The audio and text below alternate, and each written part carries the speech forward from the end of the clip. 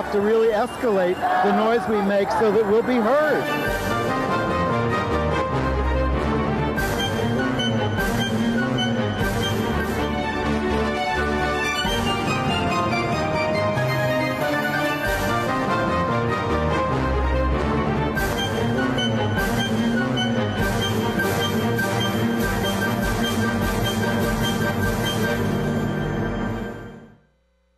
Welcome to Gay USA. I'm Andy Hum. I'm Ann Northrup. And well, what a news week. I'm going to frame it this way. Taking a page from Putin's Russia, Florida legislature passed a Don't Say Gay in Schools bill, and students across the state walked out in protest. Many corporations condemned it, but Disney won't. Now, we're going to have a guest in to discuss all these attacks on LGBTQ youth in the States. Kevin Jennings, the CEO of Lambda Legal Defense and the founder, of GLSEN back in 1990. He also worked in the Obama administration in education. And as part of all this, Idaho is advancing a bill imposing a life sentence for providing gender-affirming medical care to young people. Back to Russia, the leading bishop there is blaming the entire war on gays. And a gay dating app is aiding in the resettlement of Ukrainians fleeing the war. And you've probably heard by now that the United States out basketball player Brittney Griner has been arrested on drug charges in Russia and has been held for weeks. U.S. Senator Majority Leader Chuck Schumer is backing off his promise to bring the LGBTQ Equality Act to the floor, now saying, it depends. It's a mess there in Congress, including another family values congressman, family values in quotes, of course, who was caught in a sex scandal, this time in Texas. The out gay police chief in Fort Lauderdale, Florida, is fired for pushing diversity in the upper ranks. Hired too many black people. New York's Mayor Adams met with LGBTQ leaders, but committed to absolutely nothing. And disgraced former Governor Cuomo is aligning himself with anti-LGBTQ activists in his bid for rehabilitation.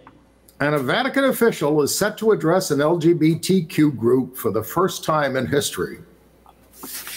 Okay. All right, let's bring our guest in, Kevin Jennings. Hi, Kevin, welcome. Hi, Andy. Hi, Ann. The CEO of Lambda Legal Defense, which is handling a lot of these cases that we've been talking about. Founder of GLSEN back in 1990, a former teacher yourself. You came out as gay to your students. You won a Lambda Literary Award for in the children and young adults category for telling tales out of school. You're also the author of One Teacher in 10. Under the Obama administration, you were Assistant Deputy Secretary for the Office of Safe and Drug-Free Schools. You hosted the first National Bullying Summit.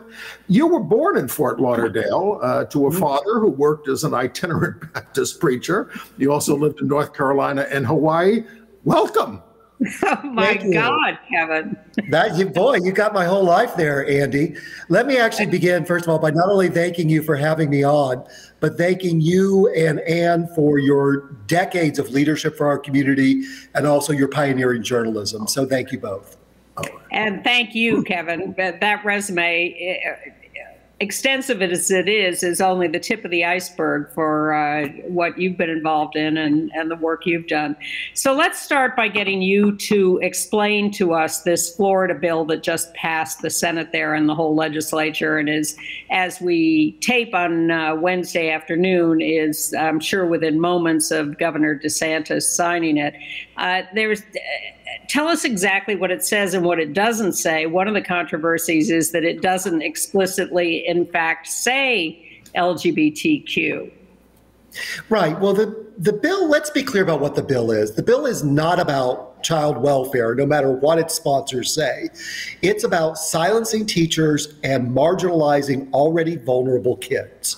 And the way it does that is it basically forbids the discussion of themes of sexual orientation or gender identity from kindergarten to third grade.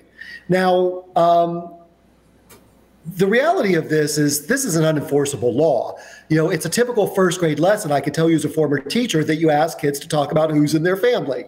So a lot of first graders are going to say, I have two mommies, or I have two daddies, or I have a trans uncle, or whatever they're going to say. And is a teacher supposed to run over and put tape on their mouth?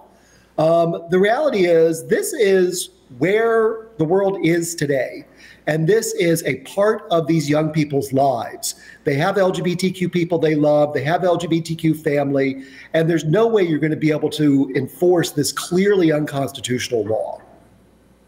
And the Department of Health and Human Services has sent guidelines to the states about things like this and said that this is a violation. Wait a minute, I've got, I'm sorry, Department of Education Secretary Cardona has called this an unconstitutional law and says it violates Title IX.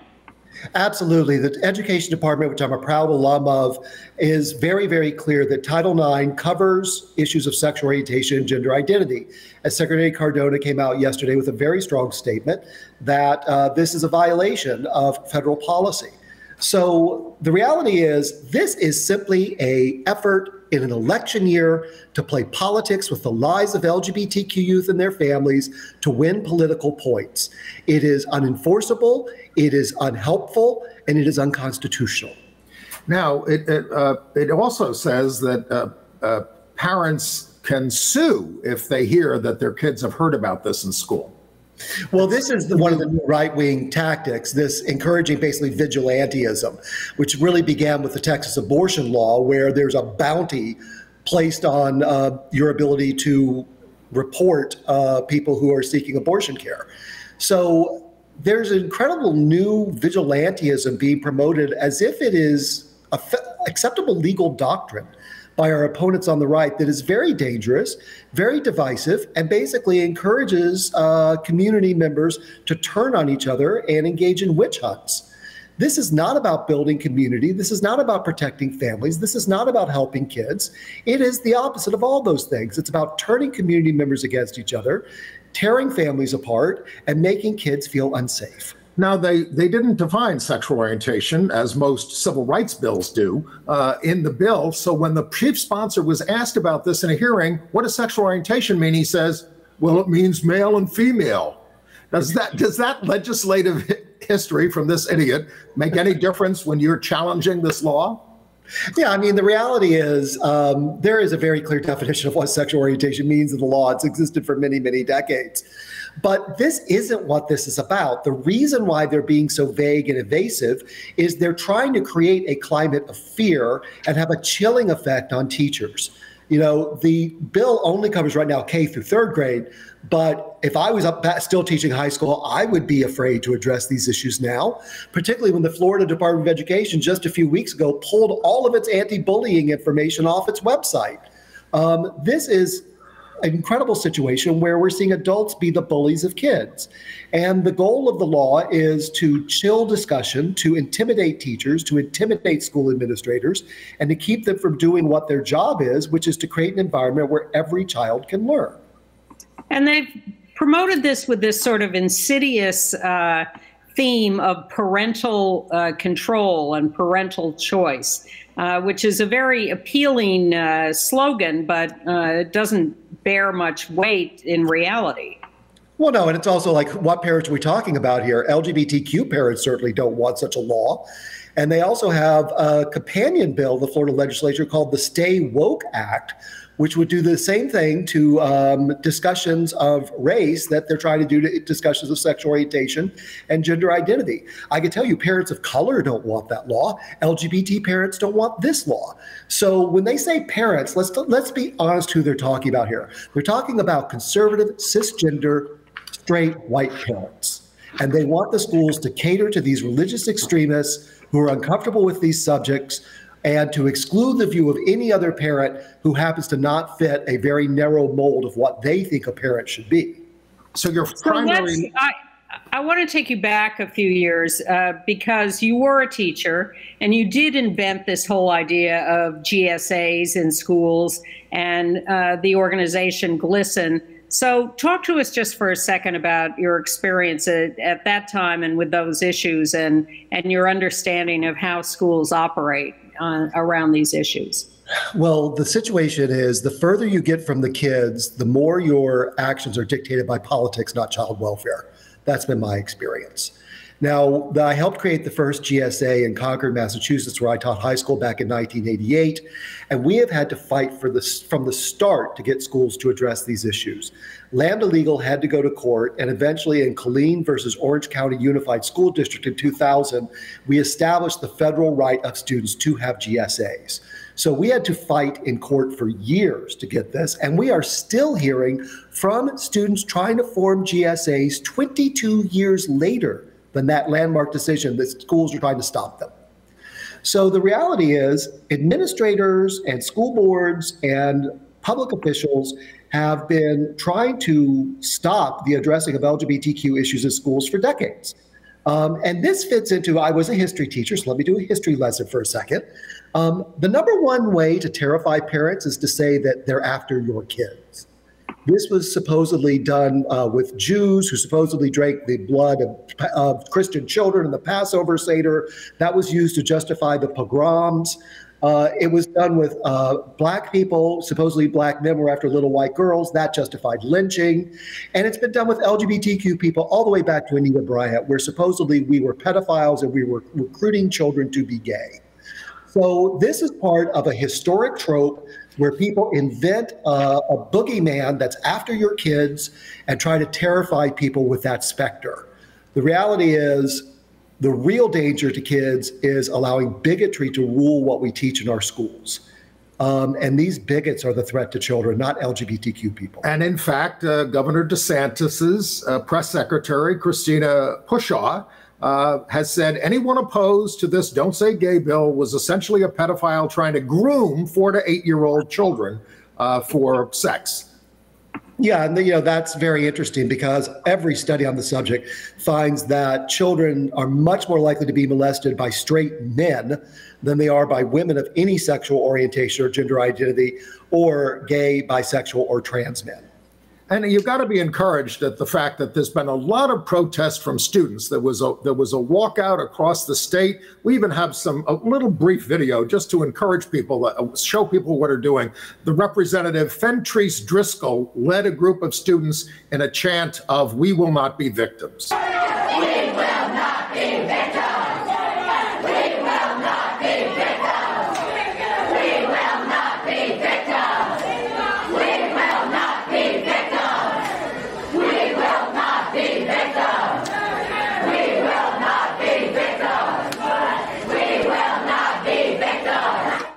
So, and there's the big rally also opposing this bill. So kids are not going to be silenced.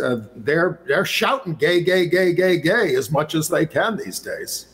Absolutely. And you might have seen the recent Gallup poll, which showed that 1 out of 5 members of Generation Z, that is the young people in schools right now, identify as LGBT or gender nonconforming. The reality is this generation is comfortable with LGBTQ issues. They are comfortable declaring their identity as LGBTQ people, and no backward state legislature is going to turn them around. And there was that kid, Jack Patosh, 17 years old at Flagler Palm Coast High School, who was suspended for promoting the walkout on social media. And he has since then been cleared because they had to back up because there was so much protest of disciplining him.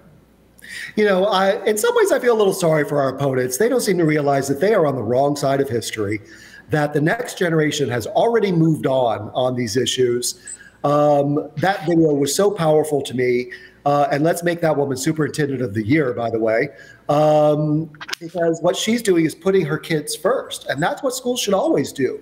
And what the Florida legislature is doing is putting politics first. But let's talk about Texas, though. I mean, where they passed this anti. We're going from bad to worse, Andy.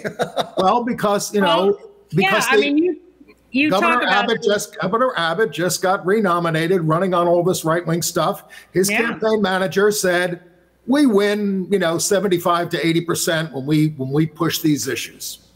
Right, and once again, that's what it's all about: political points. The specific law, the specific issue in Texas right now is that the Attorney General has issued an opinion that we can interpret parents and caregivers who try to provide life-saving, gender-affirming care to trans young people as committers of child abuse. Now, let's be really clear about this. This is an opinion by the AG that at this point has no legal power. So once again, it's an attempt to intimidate people and chill the climate for LGBTQ youth, their families, and their care providers. Well, you all got an injunction on this, but only for the person who is in the lawsuit at this point. Right. So for people who are not aware, Lambda Legal operates the only national help desk offering legal support to LGBTQ people across the country. You can go to our website. It's lambdalegal.org/helpdesk. If you are a victim of discrimination, please contact our lawyers and every complaint is analyzed by a lawyer, not a volunteer, not an assistant, not someone who is unfamiliar with the law. They're all analyzed by lawyers. And what happened with us was we got a call from a client in Texas who was at risk because of this law, and we managed to get into court within 3 days to get protections for her now and her child. So now where we are right now is in a bit of a standoff, and it's unfolding hour by hour, literally, where the Texas AG's office filed a frivolous motion. We have gotten that struck down. It's going to be a game of legal tennis now for probably months as we try to combat these people in court. But in the meantime, Texas Children's Hospital has halted hormone therapies for trans kids in response to these threats. Exactly. The people behind this move are getting what they want. They are intimidating care providers. They're intimidating doctors. They're intimidating parents. We're now starting here. We have an office in Dallas, and people are calling our Dallas office telling us that they are moving their children out of Texas because they no longer feel like they're going to be able to adequately care for and protect their children due to the climate that's being created by Governor Abbott and Attorney General Paxton. So they're getting what they wanted, which was to create a climate of fear, and it's starting to impact people. Well, you got to. Sorry, there's a stay on the Arkansas bill that does this, right? Yes. But Alabama wants to do it, make it a felony for 10 years if you give gender affirming care. And the Idaho Senate committee cleared a bill that creates a sentence of life in prison for providing gender affirming care to minors. I think we need to recognize that none of this is an accident. All of this is part of a very carefully crafted playbook by our opponents on the far right side, groups like the Alliance Defending Freedom, who are coaching these legislatures, providing them with model language and talking points, who are doing public opinion surveys to figure out what hateful message will sell the best. I think a lot of people would like to imagine that these are just a few kooky legislators doing kooky things. This is not. This is part of a coordinated right-wing assault on our community, which is trying to use that historic trope of they're after your kids to terrify people in the middle that they should not support LGBTQ rights. So none of this is accidental. This is part of a very carefully crafted and well-executed strategy on the part of our opponents. Do not think it is a few kooky legislators. It's much deeper than that. And we went through this 20 years ago on marriage, where they used the idea of same-sex marriage to scapegoat us and to win elections. George Bush ran on this. State after state after state passed laws or state constitutional amendments. And it took us some years in court, but eventually we won. I am concerned that we are in even worse shape on these laws because they are so viscerally scary in the way they portray them that we have a long haul to get past this. Look, whenever anybody tries to predict the outcome of judicial decisions, they're foolish. But I will say a couple of things. First of all, Lambda Legal's attorneys are brilliant. We managed to stop the trans athlete ban in West Virginia last summer on behalf of an 11-year-old trans girl, Becky Pepper Jackson. I am very confident in the ability of our attorneys to fight these laws. But in the meantime, people are getting hurt. People literally are being denied care at hospitals. They're feeling like they need to pick up their children and move in a hurry to another state. That while these suits are working their way through the courts, people are being hurt. And teachers are leaving the profession because they can't deal with all the culture wars that are on their backs all the time. They want cameras in classrooms to watch the teachers and let the parents watch their kids be taught.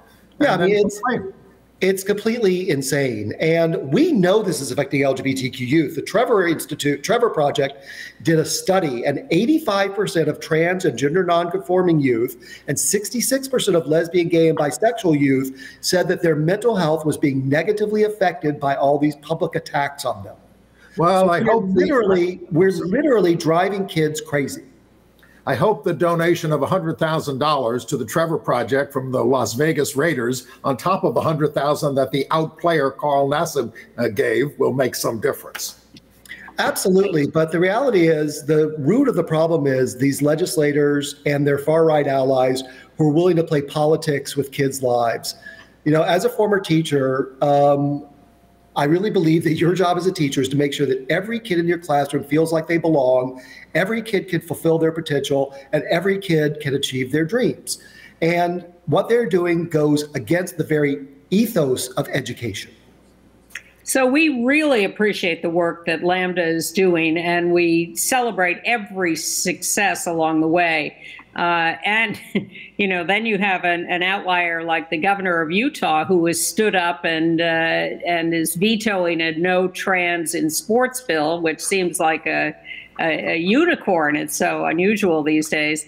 But what would you say to our audience about what they can do on a daily basis to fight this fight? First of all, schools in particular are the ultimate local issue. We have 15,000 separate school districts in America. About 15% of people bother to even vote in their school board elections. So that allows a tiny part of the population to seize control of the system. So get involved. Go to school board hearings, vote in school board elections, make sure that extremists don't take over your local school boards. Secondly, we are vastly outgunned by our opponents on the other side. Lambda Legal, the ACLU, the Trans Education Network of Texas, TENT, Equality Texas, all the statewide equality groups. If you've got some money, give money to those organizations, because we are fighting on multiple fronts, multiple fires, and we need more resources than we have. So I would say two things in the end. If you have financial resources to spare, please be generous. And secondly, get involved with what's going on in your local schools. They are, after all, paid for by your tax dollars. So you have a right to get involved. And are you, just to finish, are you encouraged that there are really good places where it's happening for gay kids and the LGBTQ kids in the schools? Absolutely. We're seeing states like New Jersey and Illinois and California passing laws that require the teaching of LGBTQ history in schools. So it's sort of like a tale of two countries right now. We have places that are going out of their way to actually require that the full history of the United States be taught, including LGBTQ people, and then other states that are trying to erase our very existence. Well, so we have a lot of work to do to help the good places be even better and to stop the bad places from hurting kids. Well, thank you for all your work. It's terrific. And thank you for all the updates. And I hope our viewers are really listening hard about how they can get involved in all this. Yeah, and if I could just say one more thing, please go to the Lambda Legal website. If you are experiencing discrimination anywhere in the United States, lambdalegal.org/helpdesk, and an attorney will assist you.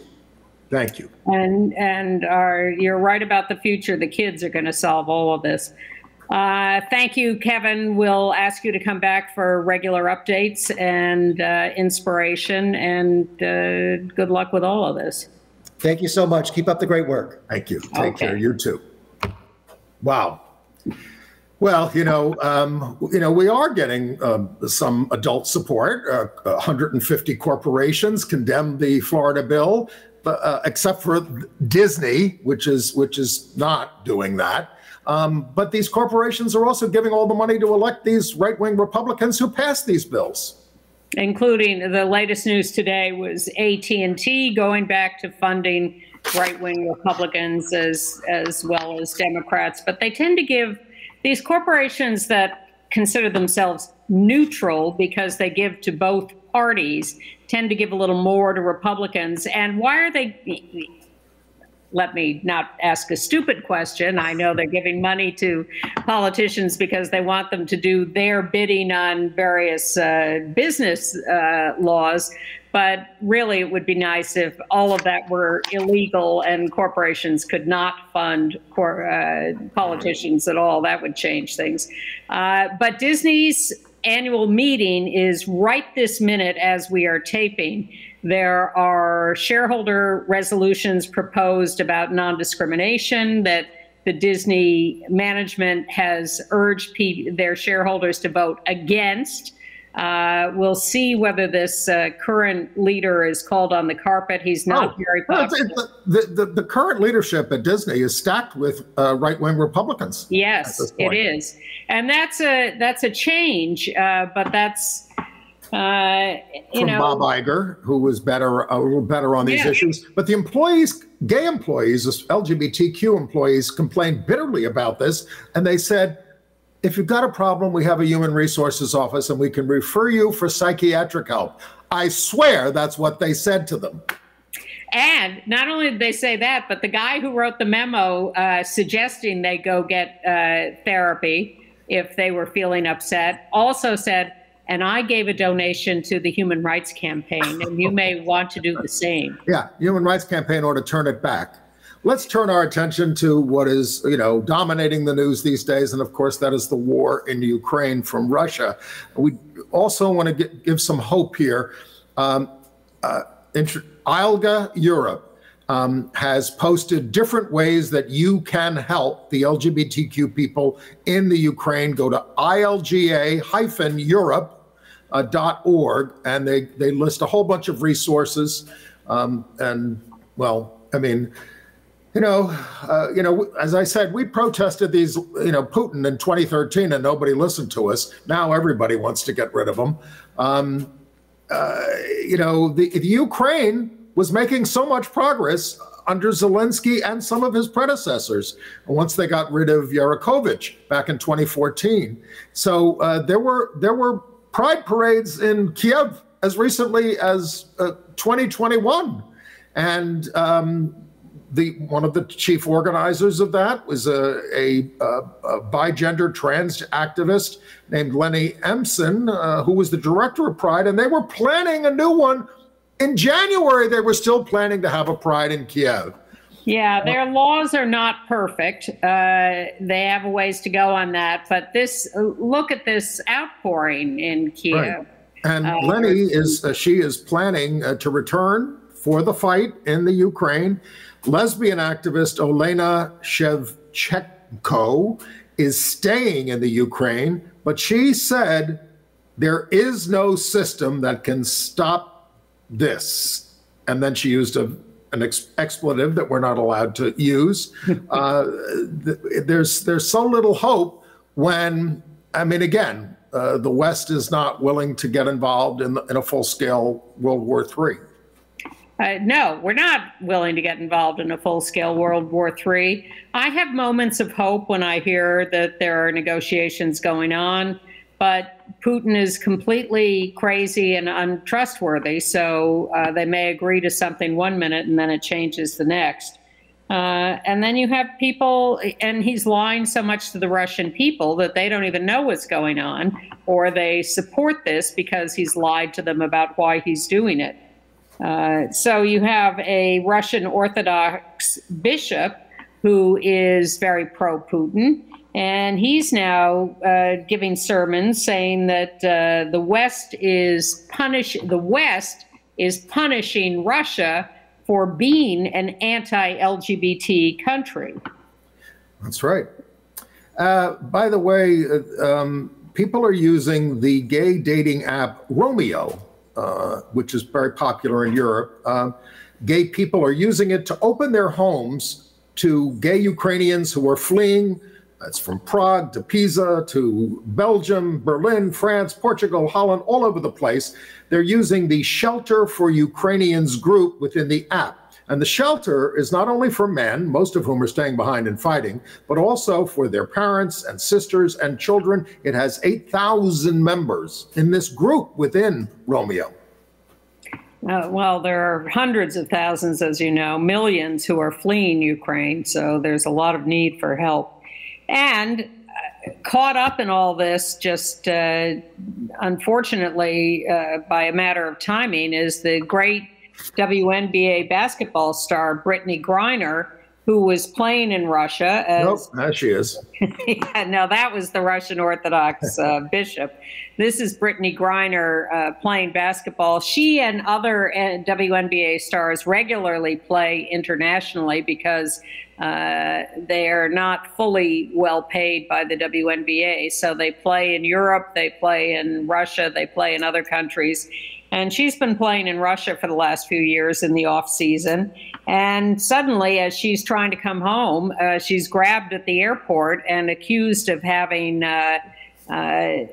vaping cartridges that include hashish oil, which is sort of concentrated THC, as in marijuana. And I read that she was arriving from New York. She was leaving? Leaving Russia. I see. All right. Well, okay. I believe, correct me if I'm wrong. And they grabbed her. There's some question about whether she actually had those on her or whether this is a fully trumped up charge. You should excuse the expression. Well, we have almost no diplomatic relations with Russia anymore. So it's going to be. We took all our diplomats out. It's going to be extremely tough for her. But there is a big national campaign. You know, she went to Baylor, a Christian school, and they're supporting her and trying to get her back. Obviously, the league. And in spite of having asked her to remain in the closet while she was at Baylor. Sure. But now she's out and married, and her wife, Sherelle, is making public statements about loving and supporting her and asking people to work on her behalf and telling people that her whole team is working to try to free her. There's some question about whether she will be used as a bargaining chip in negotiations. By the way, we've learned in the run-up to the war, British intelligence used Grindr to get information from Russian soldiers on the front to find out their positions, and it was very successful. Soldiers apparently are very unguarded. Also, wow. You know, the Russian education ministry instructed teachers to spread disinformation about Ukraine because, quote, our policy is freedom for everyone. To independently determine their own future and the future of their children. Sounds like Governor DeSantis. Well, perhaps that is our segue back to the United States. And just to catch up on the details of what's going on in some of these states, I am thrilled by Governor Spencer Cox in Utah, who announced that he would veto the bill that was passed by his legislature forbidding trans kids from participating in sports. Well, he originally wanted to set up a panel of experts to evaluate each kid individually. And the legislature said, no, we want to ban everybody. So that's why he won't sign the bill. He says, I just want the kids to know it's going to be okay. We're going to get through this, whatever that means. Well, I certainly hope so, but I really, really appreciate him saying that, especially in Utah. And then I'm also crazy about those students, the college students in Texas at the University of North Texas, of all places. I'm making assumptions about them. There's great video, which we can't show you because of what they're chanting, but they're all sitting in this amphitheater classroom, probably 100 of them, and they are pounding their desks loudly in unison and chanting "F these fascists" against a state legislative candidate who was there to speak to the class, who is against his trans daughter, his abortion, all vaccinations, He was brought in by the young conservatives, and the students in the class just were going, F these fascists for minutes, going on, loudly chanting against these guys. It's beautiful to watch. University of North Texas. Look it up on YouTube. Some better news from New Jersey. An appeals court sided unanimously with a trans man who sought to keep his name change private. In 2020, a Mercer County judge ruled you have to disclose it in the newspaper, and I refuse to seal this court record, exposing the man. An appellate panel agreed that trans people deserve privacy and protection from the harm of disclosure, even when New Jersey changed the law. All right. Shortly after this horrible decision from the lower court judge, he would not invalidate his own decision, so the higher court did. All right. Bad news, good news. Bad news. Iowa, the governor has signed a no trans kids in sports bill. There's that's what's her name? The governor of Iowa. Never mind. Yeah, she did the Republican response to Biden. But in Missouri, here's the good news half. In Missouri, Twitter has suspended the account of the heinous anti-LGBTQ representative and now Senate candidate Vicky Hartzler because of her transphobic tweets.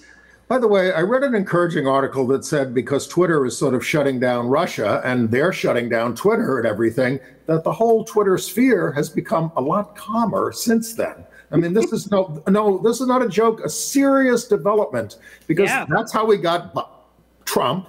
That's how we got Brexit in the UK. That's how we've gotten a lot of this turmoil.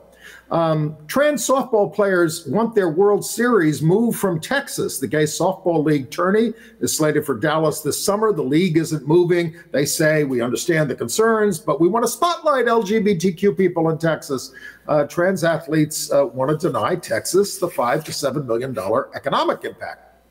And I also want to recommend another piece of video that you should watch, which is about a 5-minute speech that Florida State Senator Chevron Jones, the only out gay member of the Florida Senate, I think black, out gay, very emotional speech against this bill and about his father rejecting him and his brother dying before he could come out to him. Send me a link and I'll put it in our email. And if you want to be on our email list to get these extras, go to gayusatv.org, sign up. You'll get an email from GoDaddy saying you really want to be on this list. You say yes, and then you get them once a week.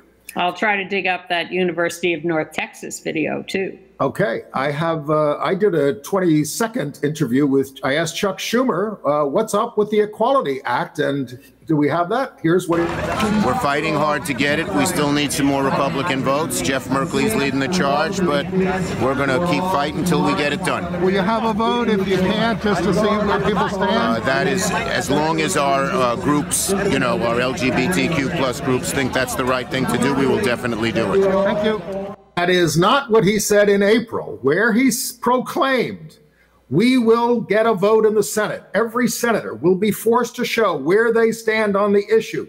They won't be able to duck and hide. So he's going to let our groups tell the Senate, oh, no, we don't want to lose. I want to know where everybody stands. Well, evidently, HRC got to him and said, hey, don't get out ahead of us, Chuck. We don't want that vote. We're going to lose, and we don't want to lose. We want that vote. All right. Yes. All right. In other national news, an anti-LGBT family values U.S. Representative Van Taylor, Republican of Texas, was caught in a sexting scandal with his mistress, Tanya Joya, the widow of an Islamic State fighter. You can't make this stuff up. He's a husband and father, 3 daughters. He asked the mistress for a long, slow, what can I say on this show? Not that. Pleasuring him down there while he had a drink and then Too some much. All right. Anyway, Joya she wanted assistance with her program, which is preventing violent extremism. And in 2019, and their affair ensued. He paid her $5,000 to delete the text. Now he says he made a horrible mistake, but he's got caught and he is dropping his re-election campaign. Yeah, well, couldn't happen to a nicer guy. By the way, South Dakota, I'm going to sprinkle these state things in as we go. The legislature there has passed a bill allowing censorship in the curriculum of LGBTQ stuff, undoubtedly racial stuff too. The state by state pogrom is it's just marching ahead as if. So New York City Mayor Eric Adams, we told you, appointed 3 anti-gay bigots to high posts. Fernando Cabrera, the worst of them, is getting just a few dollars less than the mayor makes as a salary to work in the faith-based office. It's horrible. $220-some thousand. So he met with a whole range of LGBTQ activists, and they let him have it and said, we're never going to forgive you for this. And he's basically said, well, I believe in evolution. And of course, the people he appointed don't. I mean, they're fundamentalists. I believe in evolution. That's what the mayor, meaning that they evolved. Oh. Didn't you see they signed the statements that my press office prepared for them? Yes, I get it. All right. So anyway. Now, I was shocked that neither he nor any representative of the mayor's office showed up at the Queen's St. Pat's for All parade this weekend. The power of New York was there. Put the picture up. I mean, Chuck Schumer marched. It was dedicated, by the way. You see the guy holding the poster. That's Tarlik McNeilish. Who died of COVID when the parade was suspended. But the speaker of the city council was there, all the council members, the comptroller, Jumaane Williams was there, all the gay LGBT, Tish James is back there. She was marching. Everybody was marching except the mayor. Bloomberg marched, didn't he? Yes, he did. Hillary marched. I mean, the mayor has a gay problem, and he's not solving it. He was at the mainstream Queen St. Patrick's Day march the day before. Well, he might have got, if he showed up, he might have gotten a few boos. You got to be willing to take that in politics. But you show up. You show up everywhere. That's all politics mostly is. At least send a representative. He did nothing. Nope. Shocking. Now, Andrew Cuomo's showing up, but he's showing up in right-wing churches or making right-wing speeches in churches. I mean, Cuomo, this is insane. He wants to rehabilitate himself. He's attacking everybody who, got rid of him. And then he said, and I would love to go to the Reverend Ruben Diaz Sr.'s church. This is, again, one of the leading anti-gay bigots in the country. And he wants to speak at his church to get rehabilitated. Well, there will be marches this June for Pride Month. And we told you that Reclaim Pride here in New York was holding an online town hall last weekend, but it got postponed. So now it's rescheduled for Sunday, March 20th from 4 to 6 p.m. Go to reclaimpridenyc.org to get the details and register to be on that. And San Francisco has announced that it's going back to the 2-parade model, the mainstream parade and the alternative march, the Reclaim Pride style march. So the People's March. So we're evidently going back to that. I don't know what Heritage of Pride is doing yet in New York. I don't think they've made an announcement. We will have a link to the Reclaim Pride March 20th Zoom thing in our email. Now, in Bayport, Long Island, a man who sent 20 threatening letters to threaten to shoot, bomb advocates of the LGBTQ community. He pleaded guilty in federal court February 23rd. He's a 74-year-old, Robert Farrig, very obsessed with us. And he's been doing this for years. So he faces 5 years in prison. He pleaded guilty. His threats were against LGBT service groups, the Pride March. They found all kinds of ammo in his home. And he will be sentenced by a Clinton-appointed judge. Not related, but the main group he was harassing, the LGBT Network of Long Island, run by David Kilnick, was just stripped of $10 million in state funding for not reporting properly how they were actually doing their work. and from the Department of Health. Kilnick denies this and says we were having trouble getting the state to pay their contracts, and therefore our reporting was hampered, and they've only taken away $1 million, not 10. We'll follow up. Yeah. New York did an analysis of hate crimes laws and basically found that only 15% of these charges resulted in any kind of a conviction. Just 1% in the Bronx. The prosecutors just say it's hard to prove. And the sad news this week, another trans woman found murdered. Well, she was murdered in September last year, but they've just identified her. Jerry Judd from Bossier, Louisiana, longtime trans activist. 57 years old, was involved in the trans rights movement, also known as Phoenix River Song and Jerry Phoenix. And in Houston, Texas, they've now identified trans woman Paloma Vasquez, age 29, shot dead. She was an immigrant from Latin America. In better news, in Los Angeles, they have their first woman and first LGBTQ person to be the fire chief, Kristen Crowley, who has been in the department for 22 years as a firefighter, paramedic, engineer, fire inspector, captain, battalion chief, fire marshal, and deputy chief. When she took the exam back in the 1990s, she finished in the top 50 out of 16,000. Her wife, Holland Bullock, is a decorated retired firefighter. They together saved many lives and homes during the Malibu Canyon fire of 2018. Yeah, it was a great story. They went in to save one person and ended up saving a whole neighborhood. But here's a little cautionary tale, Kristen. In Fort Lauderdale, Florida, they have a new gay police chief, Larry Shirato. And he, after a few months on the job, has just been fired because he hired too many new police officers of color. That is an official, I think, of the local NAACP standing next to him to support him. It's an outrageous thing. The white officers were complaining that too many people of color were hired as new officers. Larry had gone in there and said, you know, I look at these pictures of former police chiefs and officers, and they're just too many white people. And he got fired for saying that and for following through by hiring people. But that Amtrak engineer who was involved in a horrific crash that killed a bunch of people, Brandon Bastian, was acquitted at trial.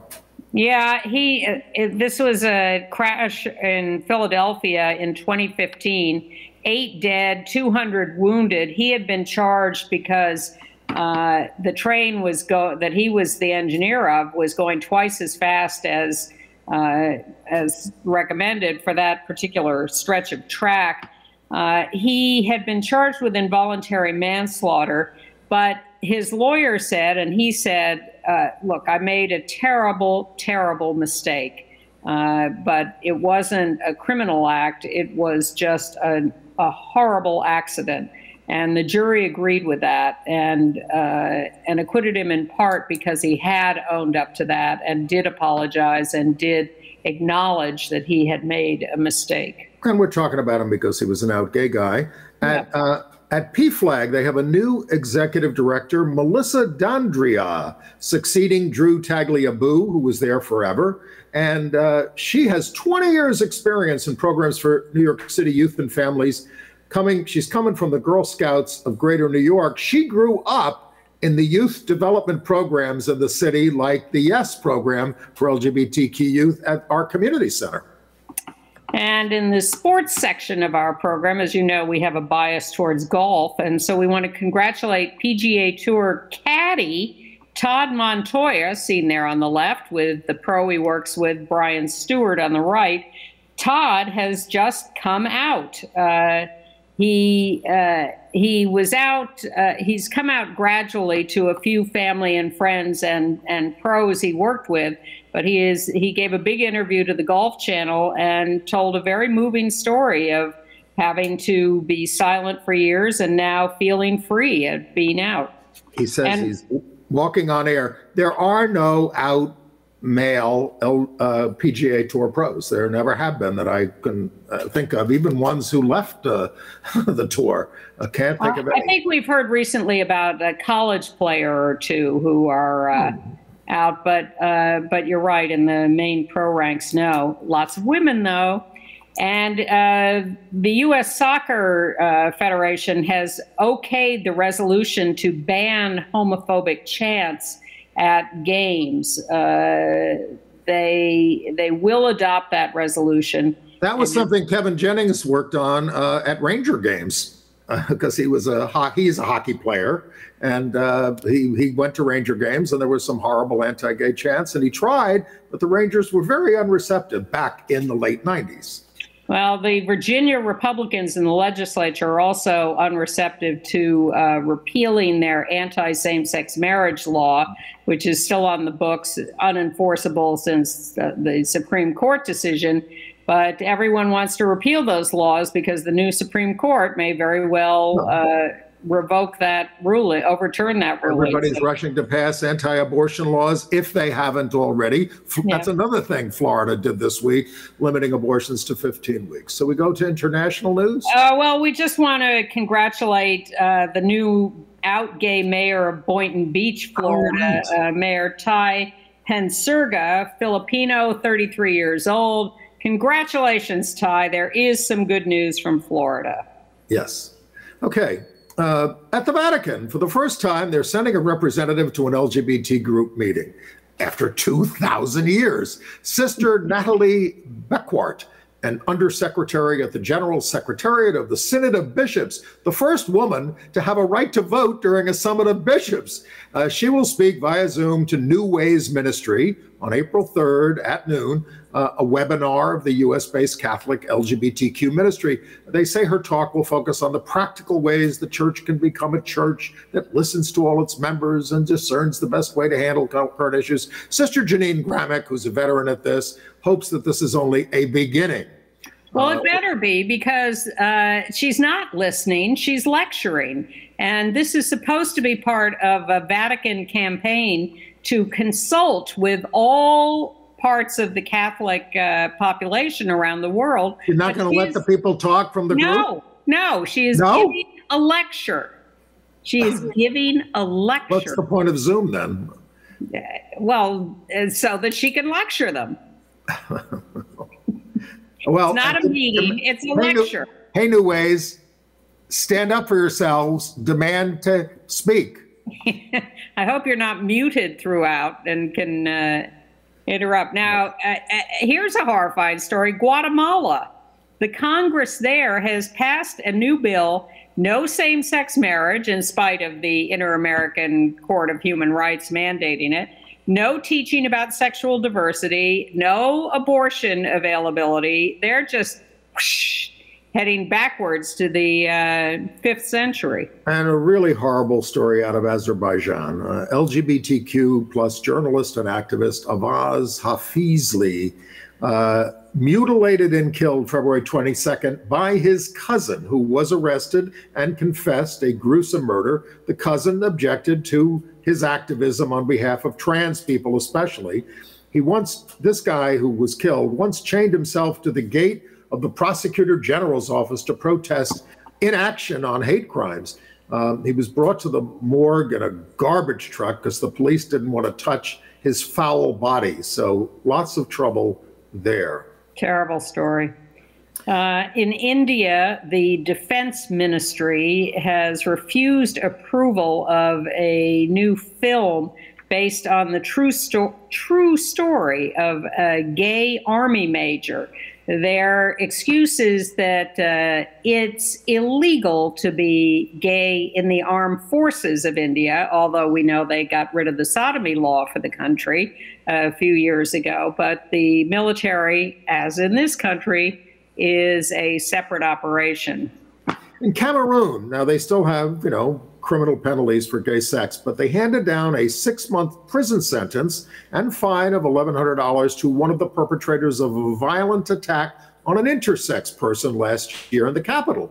A 27-year-old Sarah was attacked by a violent mob while others filmed the attack and posted it on social media.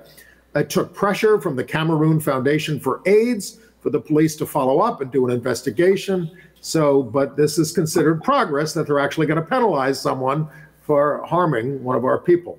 Absolutely, breakthrough. And in Scotland, the government is proposing a law that will ease the process of changing gender identification on documents and in life. No need to prove medical diagnosis of gender dysphoria. Shorter waiting times, and reducing the age when you can do it from 18 to 16. There are, of course, those who object and think this is just tragic, but the government is moving ahead with a more progressive. I do have one AIDS story from Maryland. The ADAP program there was hit with a ransomware attack in December, and the state health department has yet to be able to repair it. And people with HIV who depend on it can't get their meds. They're blaming Governor Larry Hogan for being unresponsive. With all the hacking going on, we need to all have our records backed up. 6,000 people are affected by this. I'm very confused. One minute I think the entire world is falling apart and systems are breaking down and people are just falling back into terrible ways of thinking. And then I see the North Texas University students pounding their desks, and that makes me happy. That's great. Look, I have people in Arkansas. They're fighting back against all that stuff. I mean, there are a lot of good people everywhere.